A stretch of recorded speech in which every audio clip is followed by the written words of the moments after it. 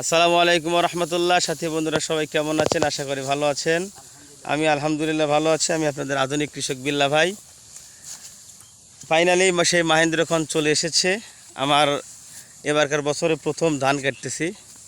আলহামদুলিল্লাহ আমাদের পার্শ্ববর্তী গ্রাম খানমরিজ ইউনিয়নের ঐতিহ্যবাহী গ্রাম পাটুল গ্রামের ভাইরা আসছে আমার এখানে ধান কাটতে। আমার এখানে সর্দার ইয়ারউদ্দিন ভাই, পাশাপাশি সব ভাইরা আছে। তো মোটামুটি এনাদের কাজ সবসময় ভালো, খুব সুন্দর করে কাজ করতেছে এবং তাদের জন্য দোয়া করবেন গরমে যেন আল্লাহ পাক তাদেরকে যেন সুস্থ রাখে, তারা কাজ করতে করতে যেন কোনো দুর্ঘটনা না ঘটে, পানির মধ্যে কাজ। তো যা হোক, আসলে আমার ভিডিওতে একটি গুরুত্বপূর্ণ কথা আপনাদের সবসময় বলে থেকে এখনও বলতে চাচ্ছি যে এই যে ধান দেখতেছেন, এই ধানটা কিন্তু আসলে সুপাকা হয়নি ভাই। আমি যদি সুপাকা করতে যাই তখন আমার 2 আনা ঘাটতি আছে, একটু ডাঁটো কাটলেও 2 আনা ঘাটতি আছে। এইটা হচ্ছে কৃষকের মানে ঘাটতি, এটুকুন দিতেই হবে। কেউ যদি মনে করে আমি 16 আনা নিয়ে আসবো তাহলে ক্ষতি হবে। আর এই রকম যাদের নিচু জমি অর্থাৎ খাপালে জমি যাদের, তারা কখনোই ধান সুপাকা করার চেষ্টা করবেন না।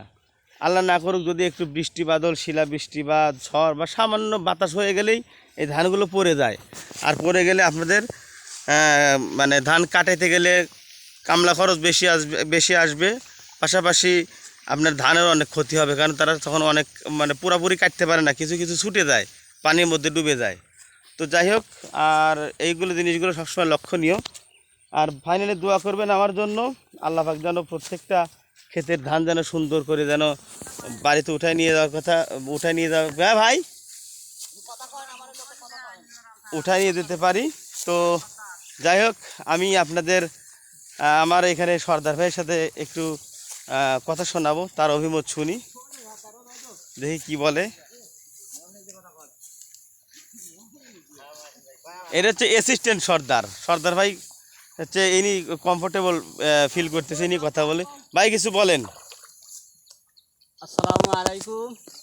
ওয়ালাইকুম আসসালাম। আমরা তো ধান কাটতেছি, ধান মোটামুটি ভালোই হয়েছে, কিন্তু হচ্ছে হলো বাংলাদেশে যে চরণ বলে বিখ্যাত, মোটামুটি যাই হোক ধান ভালোই হয়েছে, কিন্তু অতিরিক্ত গরমের কারণে আমাদের জনদের খুব সমস্যা হয়ে গেছে।